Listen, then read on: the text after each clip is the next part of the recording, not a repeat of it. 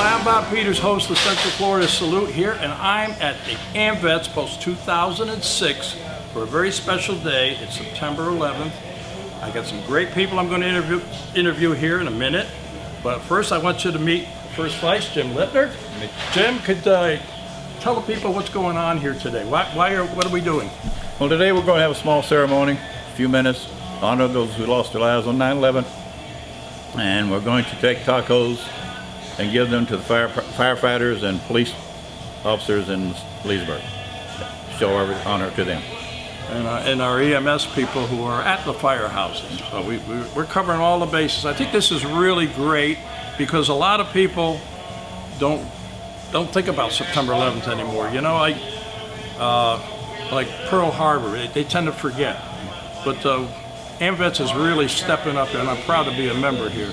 But I got some lovely ladies who are doing a lot of the work, as always, and I want to introduce them to you in 1 minute.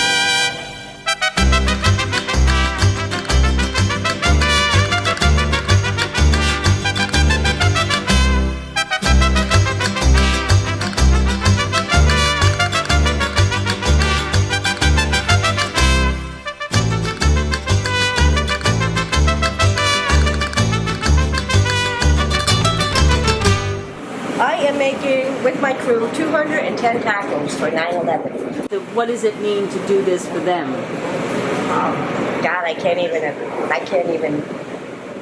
I'll choke up. Really? Yes, it really means a lot. God bless them. These ladies came here real early in the morning, and they're doing about 200 tacos. And this lady here does all cooking just about every day for us. And we've got a great staff here. We have almost a bartender in Donna. Hey. My dear friend Donna. These ladies are terrific, all members of the Post. And pretty soon we're going to be delivering these tasty tacos. And you can see they're all lined up here to get ready to form their assembly line. So I got to let you get back to work. Thank you. Thank you. Thank you, Bob. Thank you. 19 years ago today, we had a terrible attack on our country. Many people were killed that day, and many people are still dying because of that. So for that reason, we need to remember. Now, I want to introduce our guest speaker. Bob has hosted a salute to veterans. Got eyes on so I can read.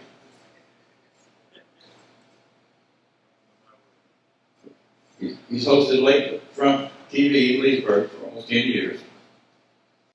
Recorded several hundred veteran interviews before venturing on to host Central Florida Salutes on YouTube in 2019.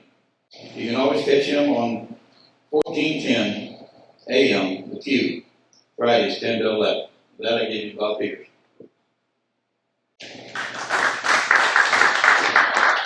Thank you, and thank you all for coming. Thanks, Jim.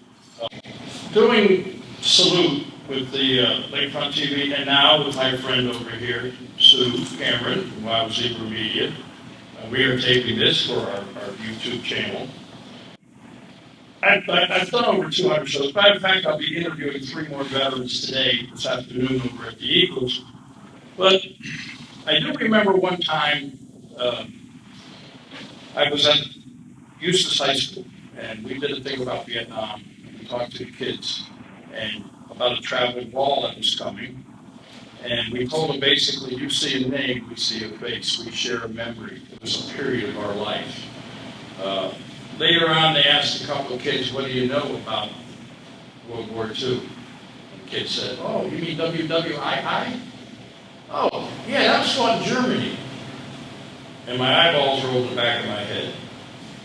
Another young person said, World War II, yeah, Hitler was in charge. He was in World War I, which is correct. He was in World War I. Then after the sanctions were put on Germany after World War I, he rose to power. Well, he didn't know that. You know, he knew that. But then he said, I don't think he was a bad guy. And I said to myself, you know, I've been doing veteran stuff for over 35 years.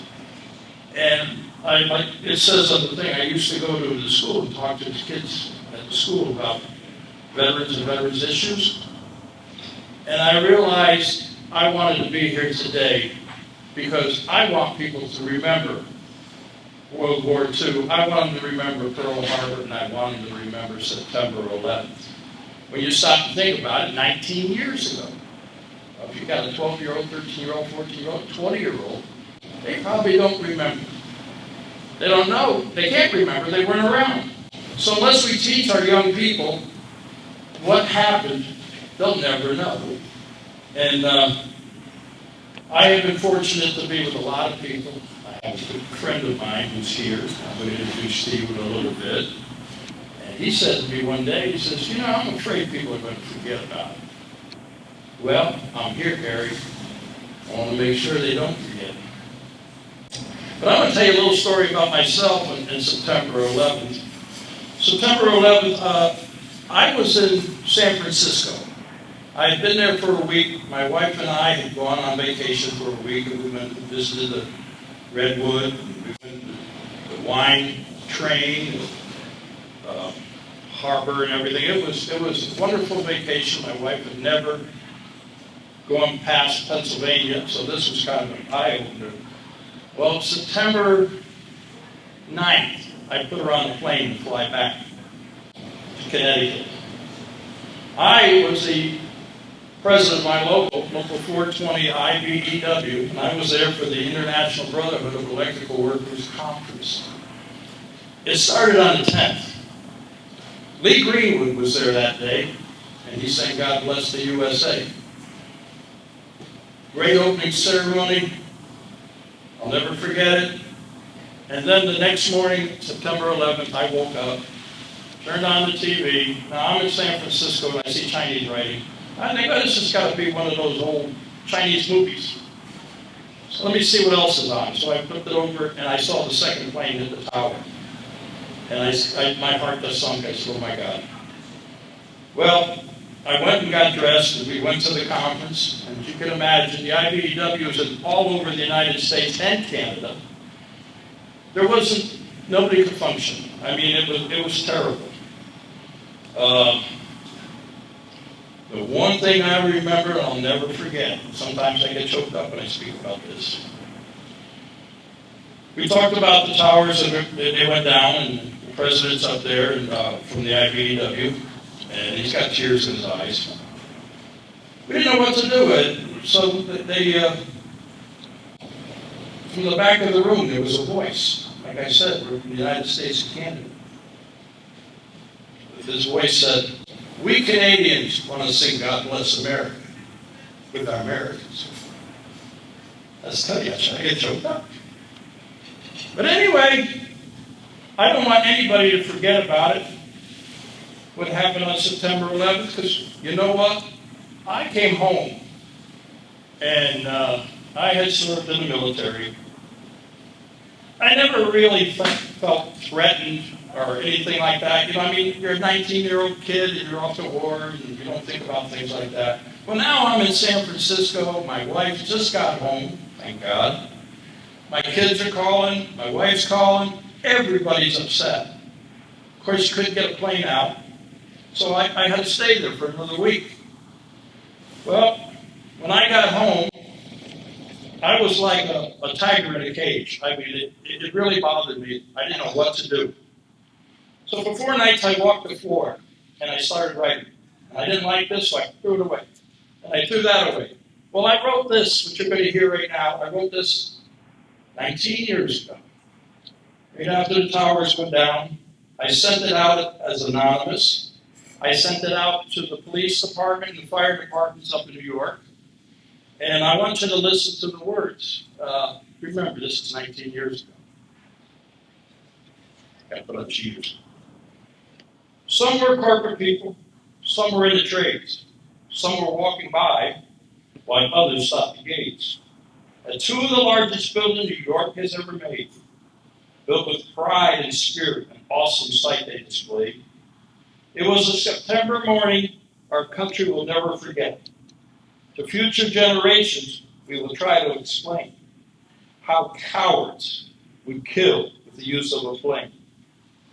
With our freedom country under attack, heroes above Pennsylvania decided to fight back. It was the ultimate price they paid, no telling how many lives it saved. To God, we gave in building a blaze heroes who came with only the thought of the lives they could save. We in America are a resourceful lot. With every color and religion, we're proud of what we got. Our country's doors are open, and we are proud of where we stand. Multi-faiths and cultures. That's what made this land. With love of God in country and our belief, this will guide us through our grief. Throughout our land, our loss was great, and for a while, our hate will wait. We are a great nation. We will still honor our heroes and all of the loved ones that we have lost. But rest assured, our enemies will pay the cost. And they did. We got it. But that was something I wrote 19 years ago. And, I'm a Veterans Day, Memorial Day, those are my days. September 11th, too. I wear this watch once a year. I bought this September 10th, 2001. It's one of 500. I only wear it on September 11th. I do have something in front of me that was given to me to show off today by Mr. and Mrs. Bach, David and Sandra Bach, who are Gold Star parents. Their son was killed in Afghanistan fighting terrorists. I'll be interviewing them later. He thought he'd like to see this, so I'm going to tell you what this is. I'm going to try to read it without stumbling. This is the Honor and Sacrifice flag. It was developed on the 15th anniversary of 9/11 to honor those in all divisions of public safety, their loss of their lives in an effort to save others. It's an American symbol of thanks in memory of heroic first responders. The blue field symbolizes nationally the law enforcement community. The purple represents and signifies mourning for the loss of the firefighters community. The white recognizes the purity of heart within each individual who serves and protects and willing to face day-to-day challenges regardless of risk. The black star represents those who wear the distinctive badge, including sheriff and marshal's services. The red Maltese cross recognizes all those who have fallen in emergency response communities. The gold shield represents all law enforcement and all other public safety representatives who wear the shield, including the EMS, and have made the ultimate sacrifice in the line of duty. Gold reflects the value of the life given. The folded flag signifies the first tribute to an individual's life and family had been lost for the sake of others. The flame is the eternal reminder of the spirit that has departed their lives, yet burns on the memory of all those who knew and loved the fallen ones. We honor their service and remember these individual sacrifices. I don't know how many people have ever seen that flag, but I wanted you to see it today. I'm going to shut up now. I would like to have, we have a surprise guest. This gentleman is Father Gary Cato. He's an Episcopalian minister. Some of you know him with Project SOS, Support Our Soldiers. He has helped homeless. He has helped veterans. He has helped everybody. And I'm proud to call him my friend. And we're going to show a little video in a minute. So when I get up there and get ready to show this, because I'm going to ask Father Cato to come up and say a little something about this video. Mr. Cato. Good afternoon, everyone. Father Gary Cato, Episcopal priest. And on September 11th, I had the honor of serving at 9/11 at the World Trade Center in what we affectionately called the pit, which was a 350-foot crater in the ground where the towers withstood. That was not my plan that morning. It was a blue sky day. I had gotten up, had my coffee, started to read the paper when the phone rang, and it was my wife. Being an Episcopal priest, I have a wife. She said, "Do you have the TV on?" And I said, "No, I'm just getting my coffee." She said, "Put it on right now." And I clicked it on, and I put CNN on. And I saw a plane hit a tower. And I said, "Well, what's this all?" And she said, "That's not a movie." She said, "That just happened." And sure enough, 20 minutes later, I got a call from Washington, and I'll explain. When I retired, I was with the federal government for many years. When I retired, I signed up to be what's called a government liaison officer of the American Red Cross, which meant I traveled all over the United States and its territories whenever there was a disaster. I was what they call first string mobility. You always had a suitcase ready to go when you were ready to hit the ground and running. I got the phone call, and they said, "You're on your way to the World Trade Center." And I said, "I'd just as soon go to the Pentagon. I understand that's been hit too." I said, "I have a niece and a nephew there, and where that knows that plane went in, that's their offices. I know that." And they said, "All the more reason you're not going to go there. You're too emotionally involved. You're heading to New York to meet Governor Pataki. He's waiting for you. We'll have an escort there in 15 minutes." And I made it from Buffalo, New York to Albany in less than 3 hours, which is quite a drive. I was scared to death of going 100 miles an hour at any given time. When I got there, my first assignment from the governor, we were underground about 300 feet. There's an underground city which most people don't know about, underneath the University, State University of New York in Albany. And that's where we could survive literally for months and months if we needed to. But he came to me and he said, "Look, we have a problem." He said, "Communications, we have none with New York. We don't know what's going on there." And I said, "What's going on?" He said, "The antenna was on top of the tower. The tower's gone." So my first assignment was to go to New York, go to ground zero, and assess the damage and find out what the immediate needs were. I was not there at that time as a priest. I was there as a government liaison. When I got down there, I was picked up at Penn Station in the back of a police car. My first time ever riding in one, I swear, it's true. But I got down to ground zero, and when I arrived, it was still burning. It was still flame, it was still smoke. The smell was just unbelievable. And I got out of the police car and had an escort going back, one of the firemen of New York. And as we walked through a gray ash, right up to our knees. It was like walking through gray snow. And I looked at where the towers once stood, and I remember vividly the words he said to me. I said, "There were 30,000 people in these towers. I used to come here for meetings every month. I had a lot of friends in there. Where is everybody?" And he goes, "Pal, you're walking through them right now. You've got to mind your clothes. The ashes we're walking through is all that's left." Well, I got finally my destination, which was a hole in the ground, literally. And a battalion commander was there for the fire department. Talked to him, asked the immediate question. "The governor wants to know what it is you need. What can we do? What do you have to have right now?" And he said to me, "Well," he said, "our chaplain is dead. He was the very first one to die in the North Tower. His name was Father Michael Judge. And I knew Father Michael Judge. We actually took some seminary classes together. Wonderful man. He brought a partnership, a friendship between the fire department and the police department, because they were always going at it. But he was the one vehicle that could bring them together and get them to work together well. And we had lost him. He had a massive heart attack while climbing up the escalator to help people.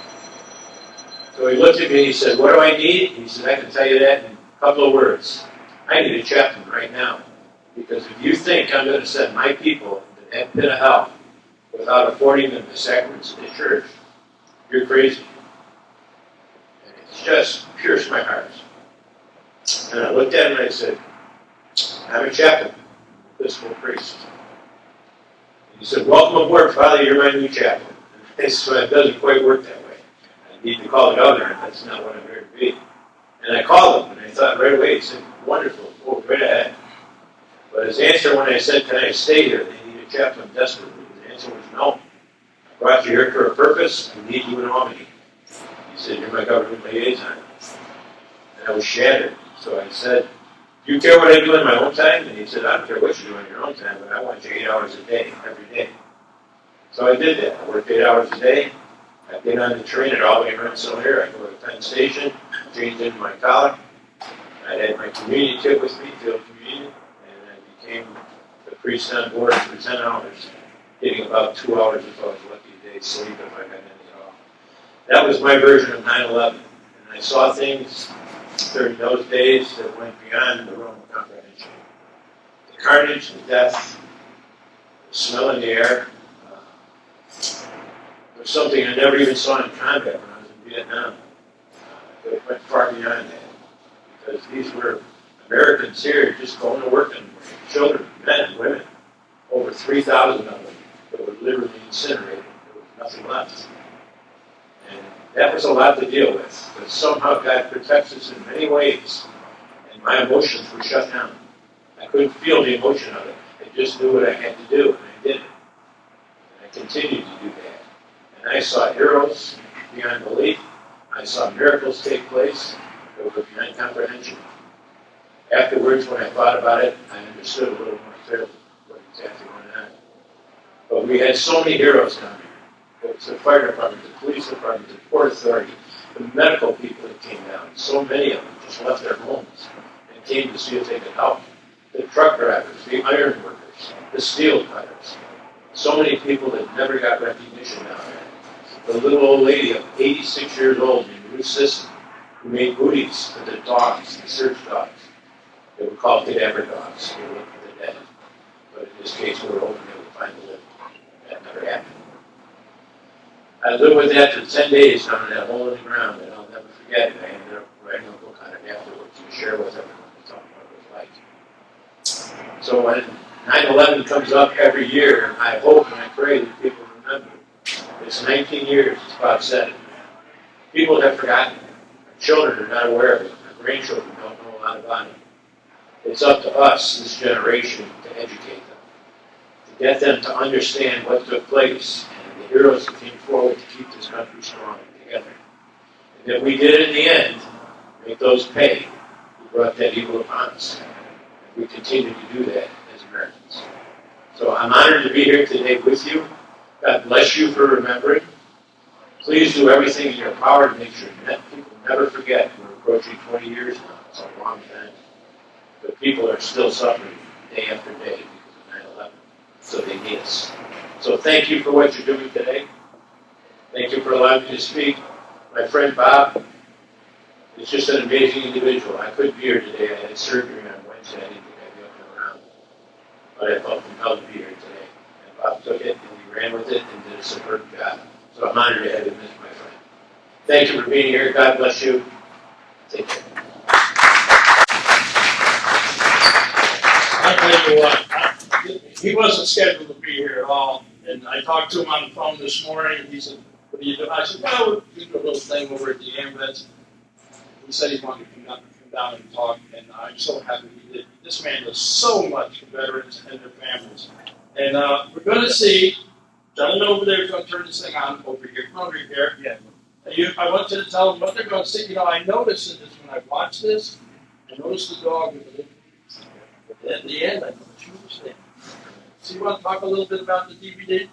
Yeah, what you're going to see now, and I know it's rather unusual, I know you've seen a lot of pictures of 9/11. Things happen for a reason. When I got that phone call to report to Albany and eventually New York City to the towers that once stood, I had just had my birthday on August 31st, and my wife gave me a little camera about the size of probably a pack of cigarettes. It was one of the first digital cameras ever out. And for some reason, I threw that in my pocket and they took it with me. When I was there, the things I saw, the things I witnessed, the good and the bad, I asked permission, of course, every time, but I took pictures of what I saw. And I wrote about it in the journal every day, what my thoughts were, what my emotions were. What you're going to see now are 90% of those pictures that I took. There are a few stock photos in here. The picture carrying the priest, that is not mine, it was taken by someone else, but I wasn't there when he died. I wasn't there when the planes hit the towers, so those are stock photos. But everything else are photos that I took that moved me, that touched my soul and my heart. And I share those with you today. You will see the little red booties on the dogs. That was the lady I told you about, the main 100 pair of Saint dogs. And their feet were getting torn to shreds in the rubble and were bleeding out. We lost 2 dogs that died. And many other things that took place. So I share that with you now. I hope you enjoy seeing it, and please don't ever forget it. Let's we forget.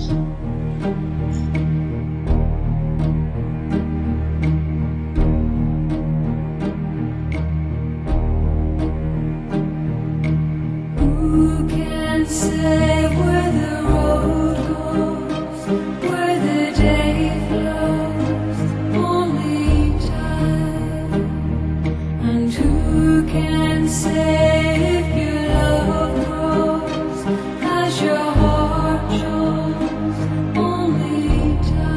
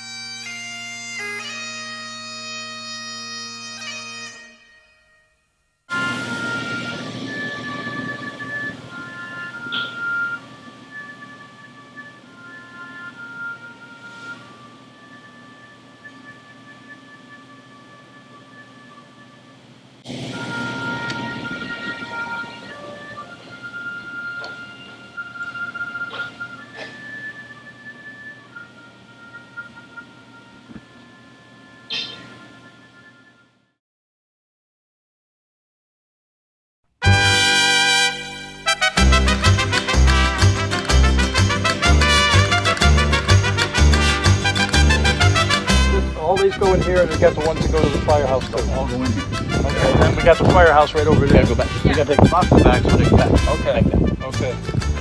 All right, well, let's, Anyway, we had a grab some boxes.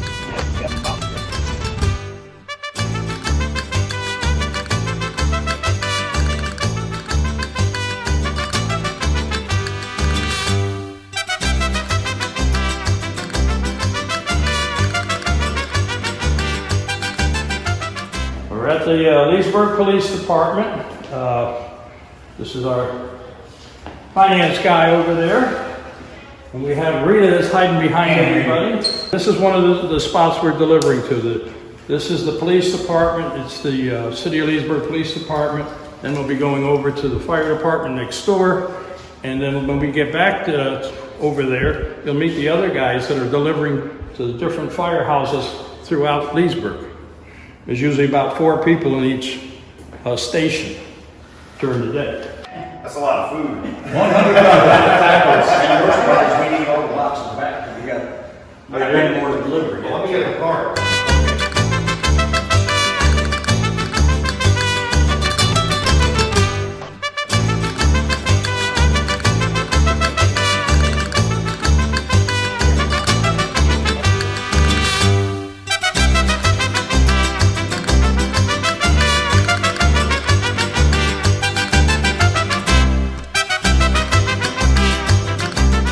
To all our veterans out there, our active military and their families, we salute you for all you do.